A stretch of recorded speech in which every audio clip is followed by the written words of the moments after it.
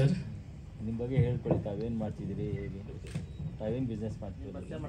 ನಾವು business scrap business ಮಾಡ್ತಿದ್ದೀವಿ. Okay. Basavaraj ಬಸಂತ್ರಿ, ನೆಟ್ಟಿವ್ Koppal. Cinema ಮಾಡಬೇಕು ಅನಿಸಿದ್ದು ಯಾಕೆ ಸರ್? ಸರ್ ಸುಮ್ಮನೆ ಬಂತು ಪ್ರಿನ್ಸಿಪಲ್ಲಿ ಮಾಡಬೇಕಂತೇಳಿ, ಓಕೆ. ಇದು ಕಲಾವಿದರಿಗೆ ಬೆಳೆಸ್ಬೇಕಂತೇಳಿ, ಓಕೆ. ಕನ್ನಡ ನಾಡಿಗೆ ಹೆಮ್ಮೆ ತರಬೇಕಂತೇಳಿ ಮಾಡಿದ್ದೀವಿ ಸರ್. ನೀವು ಯಾಕೆ ಮಾಡಿದ್ದೀರಾ ಸರ್? ಸರ್ ನಾನು ಆ್ಯಕ್ಟಿಂಗ್ ಮಾಡಿಲ್ಲ, ನಮ್ಮ ಬ್ರದರ್ ಅವ್ರು ಮಾಡಿದ್ದಾರೆ. ಓಕೆ. ನಿಮ್ಮ ಬ್ರದರ್ಗೋಸ್ಕರ ಸಿನಿಮಾ ಮಾಡಿದ್ವಿ? ಹಂಗೇನಿಲ್ಲ ಸರ್, ಕಲಾವಿದರಿಗೋಸ್ಕರ ಮಾಡಿದ್ದೀನಿ ಸರ್. ಸಿನಿಮಾ ನೋಡಿದ್ರಾ ಸರ್ ನೀವು? ರಿಲೀಸ್ ಪ್ಲ್ಯಾನ್ ಇದೇ ತಿಂಗಳ ಮಾಡಬೇಕಂತೇಳಿ ಮಾಡಿದ್ವಿ ಸರ್. ಅದು ನೆಕ್ಸ್ಟ್ ಪ್ರೆಸ್ಮೆಂಟಲ್ಲಿ ಮಾತಾಡ್ತೀವಿ ಸರ್. ಬಂದಿರತಕ್ಕಂಥ ಹಿರಿಯ ಗಣ್ಯರಾದಂಥ ಸರ ಗೋವಿಂದ್ ಸರ್, ಉಮೇಶ್ ಬಣ್ಕರ್ ಸರ್ ಮತ್ತು ಬಸವರಾಜ್ ಭಜಂತ್ರಿ, ಇಲ್ಲಿ ವೇದಿಕೆ ಮೇಲೆ ಎಲ್ಲರಿಗೂ ನನ್ನ ನಮಸ್ಕಾರ.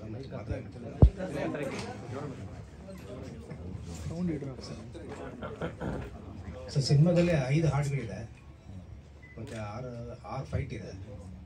ಸಿನಿಮಾ ಬಂದು ಗದೆ ಸುತ್ತಮುತ್ತ ಅಂತ ನಾವು ಮಾಡ್ಕೊಂಡಿದ್ದೀವಿ. ಈ ಸಿನಿಮಾ ಸರ್ ಯಾವಾಗ ಶುರುವಾಗಿದ್ದು? ಸರ್ 3 ವರ್ಷ ಆಯಿತು.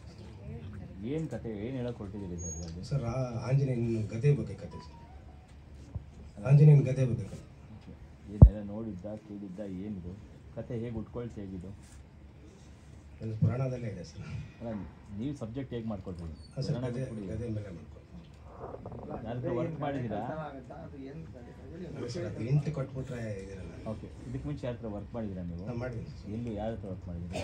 ಬೇಸಿಕಲ್ಲಿ ಬಂದು ನಾನು ಎಡಿಟರ್ ಆಗಿದ್ದೆ ಮುಂಚೆ. ಸ್ವಲ್ಪ ಜ್ವರ ಎಡಿಟರ್ ಆಗಿದ್ದೆ ಮುಂಚೆ.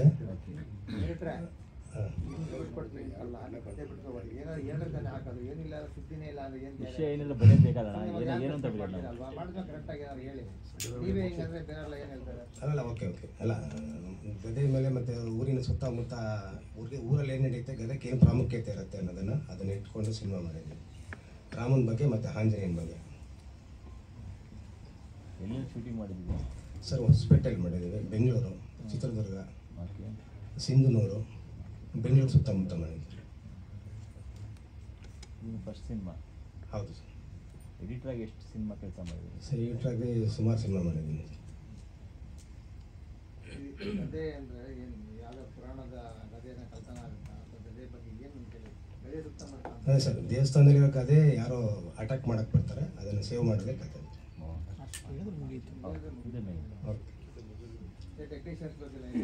Sir technician Karthik Venkatesh 3 song ಮಾಡಿದ್ದಾರೆ, ಪ್ರಸನ್ನ ಶೆಟ್ಟರ್ ರನ್ ಮಾಡಿದ್ದಾರೆ, ಜಾರ್ಜ್ ಥಾಮಸ್ ಅಂತ 1 ಸಾಂಗ್ ಅವ್ರು ಮಾಡಿದ್ದಾರೆ, ಮತ್ತು ಎಡಿಟರ್ ಪೂಜಾ ಸಿ ಅಂತ ಮಾಡಿದ್ದಾರೆ. ನೀವು ಸರ್ ಇಲ್ಲ ಸರ್, ಕೆಲಸದ ಒತ್ತಡ ಜಾಸ್ತಿ ಇರೋದ್ರಿಂದ ಬೇರೆ ನಾಯಕ ಮಾಡ್ಕೊಂಡಿದ್ದೀವಿ. ಎಲ್ಲರೂ ಒಬ್ಬರೇ ಮಾಡೋಕ್ಕಾಗಲ್ಲ. ಯಾವ ಸ್ಟೇಜಲ್ಲಿದೆ cinema? Sir cinema release ready ಇದೆ ಸರ್. ಸೆನ್ಸರ್ ಆಯಿತಾ? ಸೆನ್ಸರ್ ಆಗಿದೆ. ಯಾವಾಗ ರಿಲೀಸ್ ಮಾಡಬೇಕು ಅಂತ? ರಿಲೀಸ್ ನಿರ್ಮಾಪಕರ ಹತ್ರ ಕೇಳಬೇಕು ಸರ್. ಎಲ್ಲ ರೆಡಿ ಇದೆ, ಡೇಟ್ ಅನ್ನು ಫಿಕ್ಸ್ ಮಾಡಿಲ್ಲ ಸರ್. ಅದು ಮೋಸ್ಟ್ಲಿ ಭವಿಷ್ಯ ಅದು ನೆಕ್ಸ್ಟ್ ಪ್ರೆಸ್ ಮೀಟಲ್ಲಿ ಆಗುತ್ತೆ ಅನ್ಕೋತೀನಿ. ನಮಸ್ತೆ, ನಾನು ಕೋಮಲ್ ದೇವ್ಕರ್. ನಾನು ಇದರಲ್ಲಿ ಸೆಕೆಂಡ್ ಹೀರೋಯಿನ್ ಅಂತ ಆ್ಯಕ್ಟಿಂಗ್ ಮಾಡಿದ್ದೀನಿ. ಇನ್ನೊಬ್ಬರು ಫಸ್ಟ್ ಹೀರೋಯಿನ್ ಮತ್ತು ಒಂದು ಹೀರೋ ಅವ್ರು ಬಂದಿಲ್ಲ ಇಲ್ಲಿ. ಬಟ್ ಓವರ್ ಆಲ್ ಮೂವಿ ಬಗ್ಗೆ ಅಂದರೆ ಓವರ್ ಆಲ್ ಎಲ್ಲ ತುಂಬ ಚೆನ್ನಾಗಾಗಿದೆ. ಪ್ಲಸ್ ಸಾಂಗ್ಸ್ ಅಂತೂ ತುಂಬ, ಇದು ಜೈ ಗದಾ ಕೇಸರಿ ಇದು ಒಂದು ಲೀಡ್ ಸಾಂಗ್. ಇದು ಬಿಟ್ಟು ಇನ್ನು ಬೇರೆ ಸಾಂಗ್ ತುಂಬ ಚೆನ್ನಾಗಿ ಕಂಪೋಸ್ ಆಗಿದೆ. ಸೊ ಇದು ಚಾನ್ಸ್ ಕೊಟ್ಟ ಪ್ರೊಡ್ಯೂಸರ್ಸ್ ಈಶ್ವರ್ ಸರ್ ಮತ್ತು ತಿಪ್ಪೇಸ್ವಾಮಿ ಸರ್ ಮತ್ತು ಡೈರೆಕ್ಟರ್ಗಳಿಗೂ ಎಲ್ಲ ತುಂಬ ಥ್ಯಾಂಕ್ ಯು. ಮತ್ತು ನಿಮ್ಮೆಲ್ಲರ ಸಪೋರ್ಟ್ ಬೇಕು. ಮುಂದೆ ಇನ್ನೂ ಆಡಿಯನ್ಸಲ್ಲಿ ಚೆನ್ನಾಗಿ ರೀಚ್ ಆಗಬೇಕಂದ್ರೆ ನಿಮ್ಮೆಲ್ಲರ ಸಪೋರ್ಟ್ ಬೇಕು. So thank you. ನಮಸ್ತೆ, ನಾನು ಆ್ಯಪನ್ ಕಾರ್ತಿಕ್ ವೆಂಕಟೇಶ್.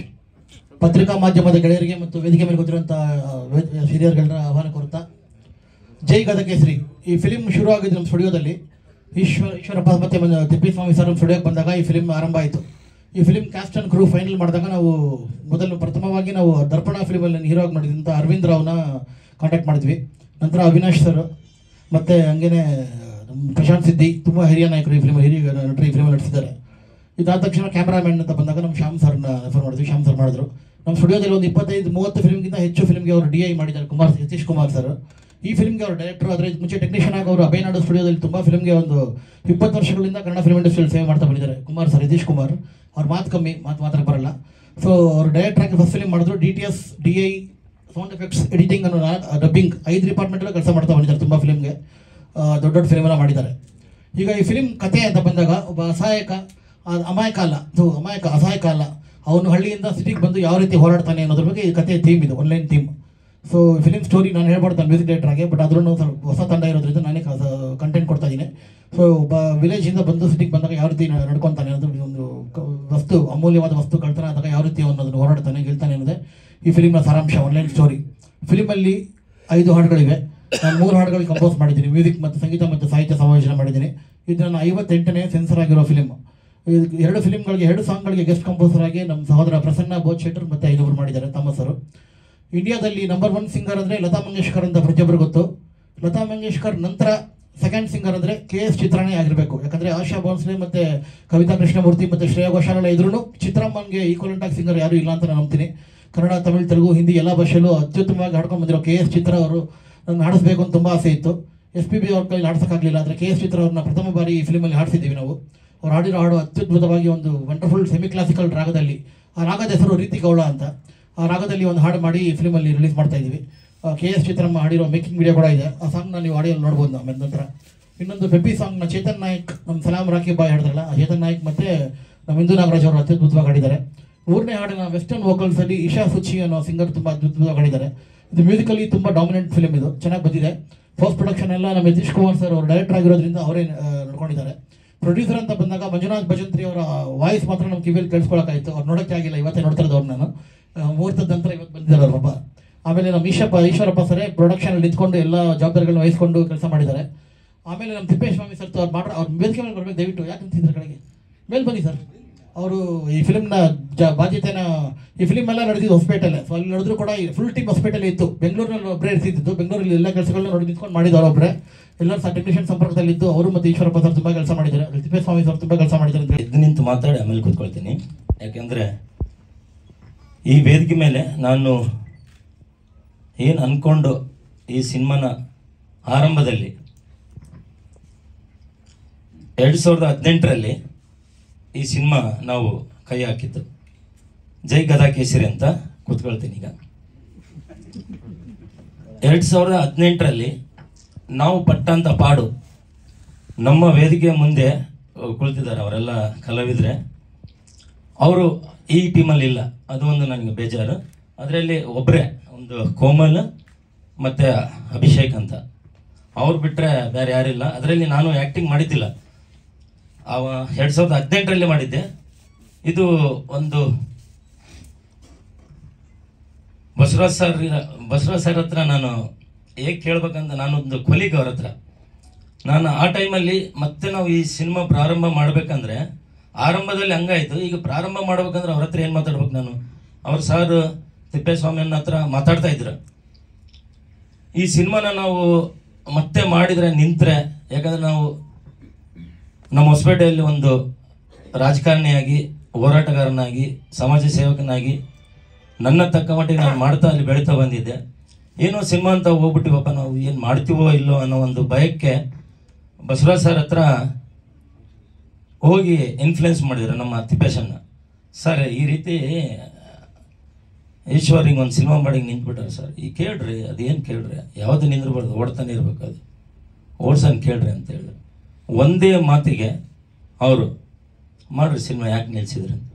ಆ ಹಳೆ ಟೀಮಿಗೆ ನಾನು ಮಾತು ಕೊಟ್ಟಿದ್ದೆ, ಮಾಡೋಕ್ಕಾಗಿಲ್ಲ, ಐ ಆಮ್ ಸಾರಿ ಅಂತ ಈ ವೇದಿಕೆ ಮುಖಾಂತರ ಅವ್ರು ಎಲ್ರಿಗೂ, ಹಳೆ ಕಲಾವಿದರಿಗೆ ನಾನು ಕೇಳ್ಕೊಳ್ತಾ ಇದ್ದೀನಿ. ನಿರ್ದೇಶಕ ನಾನು.